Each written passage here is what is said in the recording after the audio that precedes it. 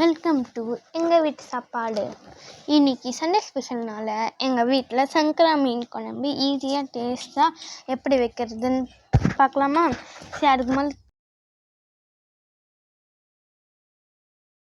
முதல்ல ஒரு கடாய் ஏற்றுக்கின்னு அந்த அடுப்பை ஆன் பண்ணிவிட்டு எண்ணெய் ஊற்றிக்கிட்டோம்.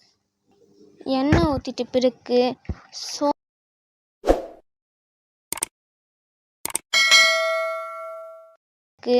சோம்பு, வெந்தயம், சீரகம் இதெல்லாம் போட்டு அடுப்பு வந்து ஃபுல் ஃப்ளேம்லேயும் இருக்காமல் மீடியம் ஃப்ளேம்லேயும் இருக்காமல் அதை ரெண்டுத்துக்கும் நடுவில் வச்சுக்கோங்க. அதுக்கப்புறமா கருவேப்பிலை போட்டுக்கோங்க. கருவேப்பிலை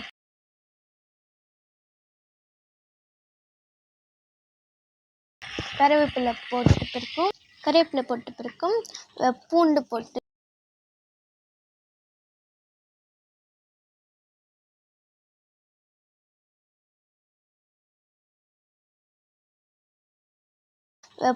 போட்டு நல்லா கிளறுங்க கொஞ்ச நேரம்.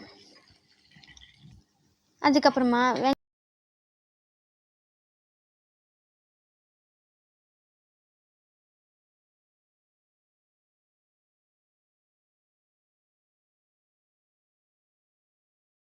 ரெண்டு வெங்காயம் நல்லா பொடிசாக கட் பண்ணி போட்டுக்கோங்க. அப்புறம் நல்லா கிளறுங்க. அதுக்கப்புறமா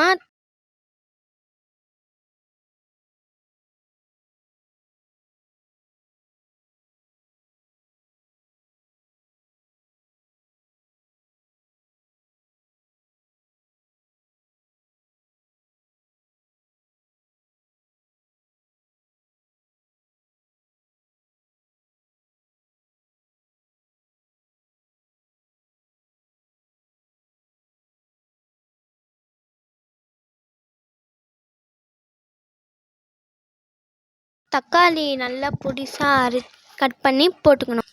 தக்காளி போட்டு நல்லா கிளறுங்க. நல்லா அதுக்கப்புறமா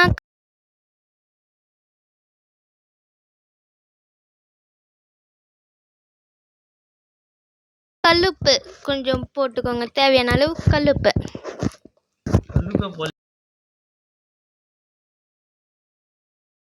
மஞ்சள் தூள் 1 டீஸ்பூன். அப்புறம்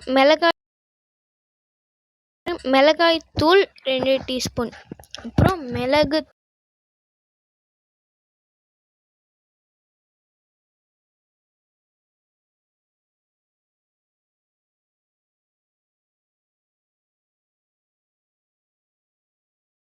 தூள் 1 டீஸ்பூன் எல்லாம் போட்டதுக்கப்புறம் நல்லா கிளறுங்க. அப்புறமா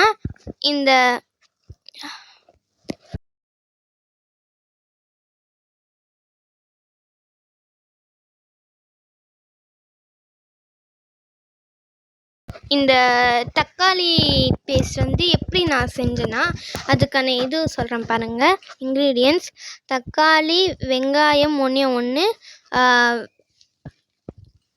பூண்டு, காஞ்ச மிளகாய் இது எல்லாத்தையும் சேர்த்து நல்லா அரைச்சிக்கோங்க. அரைச்சிட்டு நம்ம இது எல்லாம் போட்டு கலந்துருந்தோம் பார்த்தீங்களா, இந்த தக்காளி பேஸ்ட் வந்து அதில் ஊற்றுங்க.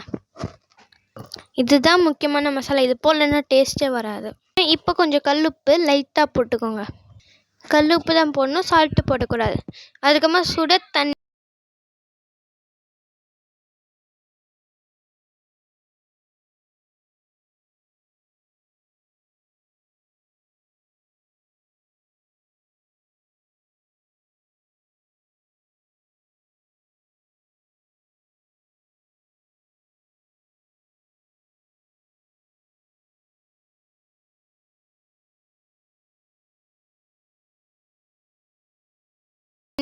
அது கொஞ்ச நேரம் விட்டுட்டதுக்கப்புறம் சுட தண்ணி நல்லா தேவையான அளவு ஊற்றிக்கோங்க.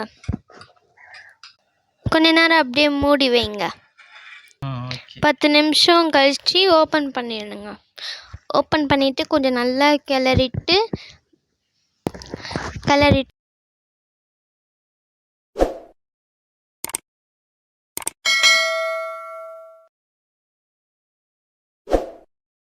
முடிச்சோடனே கொஞ்சம் நம்ம க்ளீன் பண்ணி வச்சோம்ல மீன், அந்த மீன் எடுத்து ஒன்று ஒன்றா மெதுவாக போடுங்க. ஏன்னா ஃபாஸ்ட்டாக போட்டால் அது உடஞ்சிடும். ஸோ மெதுவாக போடுங்க. எங்கள் வீட்டு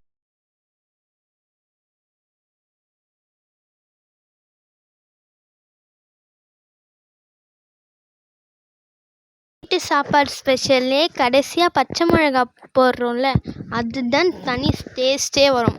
ஒரு பெரிய பெரிய பச்சை மிளகா எடுத்து 4 போட்டு நல்லா மிக்ஸ் பண்ணுங்கள். மிக்ஸ் பண்ணி முடிச்சோடனே மூடிட்டுருங்க.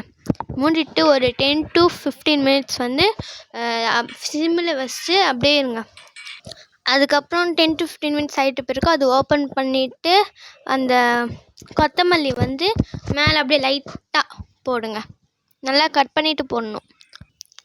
அப்புறம் அடுப்பை ஆஃப் பண்ணிவிட்டு ஒரு 5 நிமிஷம் மூடிட்டு ஓப்பன் பண்ணி எடுத்திங்கன்னா சூப்பரான டேஸ்ட்டாக ஈஸியாக உங்கள் வீட்டில் ஈஸியாகவே ட்ரை பண்ணி பார்க்கலாம்.